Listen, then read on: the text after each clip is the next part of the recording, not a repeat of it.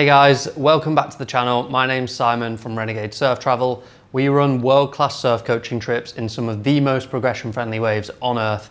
If you want to find out more about what we do, head over to renegadesurftravel.com. You can see our full schedule and availability over there. In today's video, as part of our Path to Progression series, we're going to be looking at the most important fundamental of good surfing, and that is speed. Without speed, we can't surf, and we certainly can't surf well. And so this is one of the first things that we need to look at as a intermediate level 2, level 3 surfer who wants to take their surfing to the next level.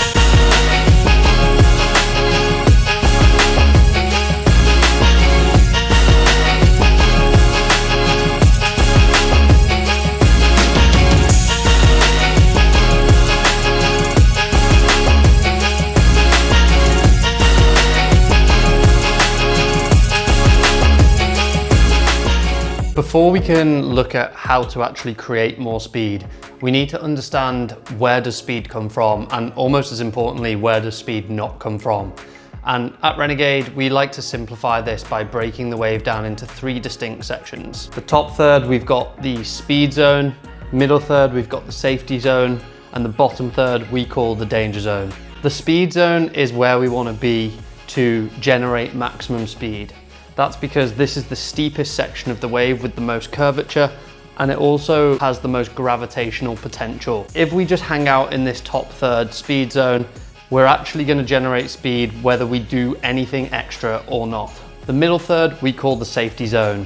You're not going to lose speed here, but you're not going to gain any speed either. You can spend as much time as you want in the safety zone, but nothing particularly exciting ever happens here.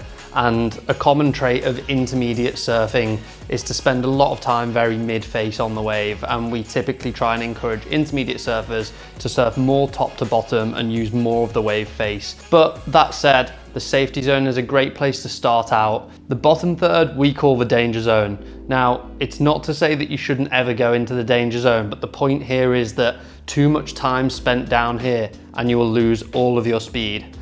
We want to spend time in the speed zone generating speed. Once we've harnessed and captured that speed, we want to use it by breaking our line, going down to the bottom of the wave into the danger zone, where we can then set up a bottom turn to give ourselves plenty of space to approach the lip. So don't think of the danger zone as somewhere you can't go, but this is somewhere you'd never want to spend more than a couple of seconds. Knowing where you are on the wave face is a huge factor in how we generate and maintain speed. A lot of surfers think that they are surfing much higher up the wave face than they actually are, and this is where video analysis comes into it, because you can feel like you're riding in the top third of the wave or even the safety zone, and then you come and watch the clips back and you realize you're kind of flapping around right at the bottom of the wave, and it becomes very apparent why you're not surfing as fast as you feel like you ought to be.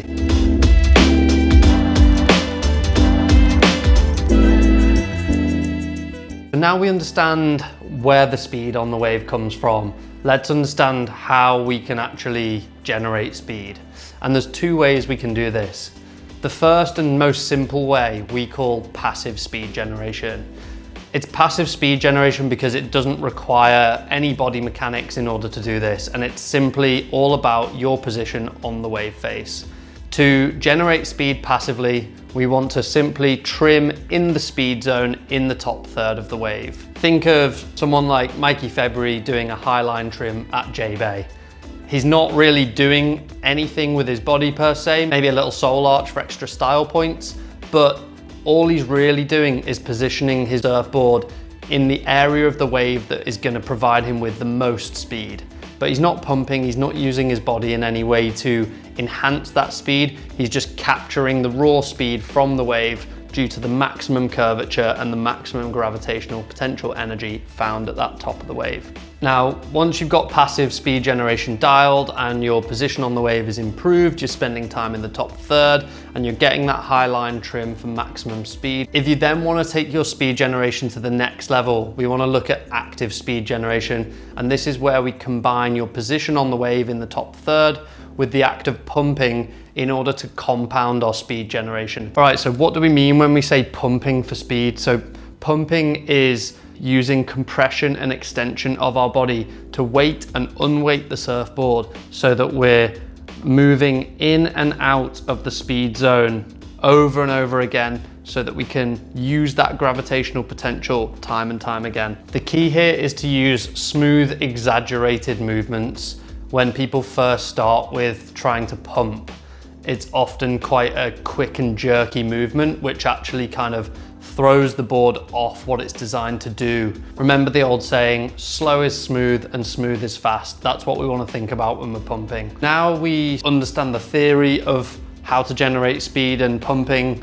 Let's look at how we actually go about pumping the surfboard. There's a couple of different techniques and styles when it comes to pumping, but ultimately they're all trying to achieve the same result, which is to weight the surfboard to move down the wave to use that gravitational energy, and then unweight to bring the board back up the wave so that we can do that movement over and over again, which builds momentum and builds speed as we move down the line. In my opinion, a lot of surf coaches get a little bit caught up between correlation and causation, and they focus a little bit too much on what we're doing with the arms.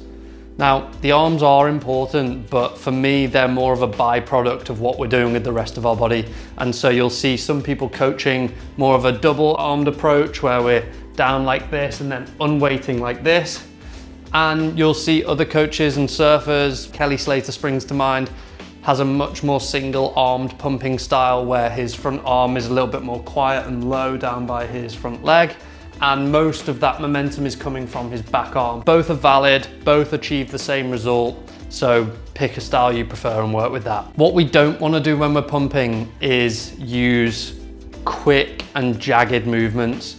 This should be a very exaggerated movement. Another common mistake we see surfers make is to flap the surfboard by sort of like bouncing on the front foot. All this does is cause the rocker of the surfboard to kind of push into the water repeatedly, and again we lose speed.